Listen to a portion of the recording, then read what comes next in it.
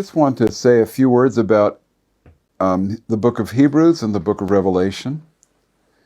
The book of Hebrews, to the best that I can figure from the things that I've read, is writing to a community of Jewish believers who are in danger of going back to some form of non-Yeshua Judaism. Some think it was more of an Essene type of Judaism and not Pharisaic, because the language and orientation of the book of Hebrews is very much like the Dead Sea Scrolls again. Others don't agree with that, but I don't think it's crucially important. I think what the book of Hebrews, in essence, is trying to tell us is that Yeshua far surpasses the revelation that was given through Moses. It is an exposition of the new covenant, which is greater than the Mosaic covenant because it writes the law upon our hearts and enables us to perform it and do it.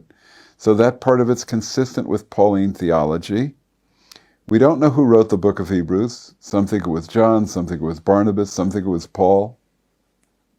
But it's very consistent with Pauline theology in my view. Some people don't think that, but I think that. And then the whole idea here of being true to our faith, even to death, because it seems to be a time of duress that was prompting some to renege on their faith in Yeshua. And there are great warnings against going back against the faith and crucifying Yeshua anew, and the importance of maintaining our understanding of this perfect new covenant, the perfect salvation that we have in Yeshua, and maintaining our fellowship together to encourage one another. So the book of Hebrews is a magnificent statement motivating loyalty to Jewish believers. The book of Revelation, also a very Jewish book in context, now is being seen more and more as being rightly interpreted, the key to interpretation being Passover Exodus. Now, at the time I received an understanding of the book of Revelation in this regard, I had not read books on this, and really it wasn't a very strong position in scholarship where, scholars generally saw Passover Exodus imagery in different parts of the book. That was not new.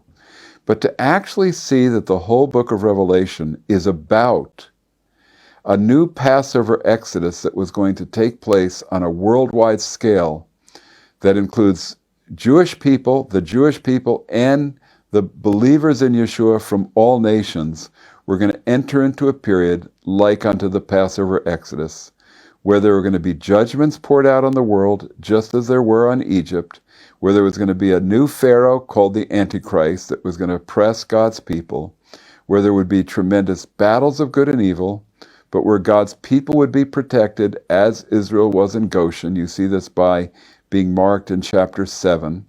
But God's people would also be protected by being in an ascended place of worship, and then ultimately the picture of the false prophets of the Antichrist, and the true prophet being like Moses and Aaron and Elijah in chapter 11, who call down the plagues, and that leads to their martyrdom, but the earthquake, and then in chapter 11, Israel turns to the Lord, Jerusalem turns to the Lord, ultimately leading to the final battle and to the return of the Lord.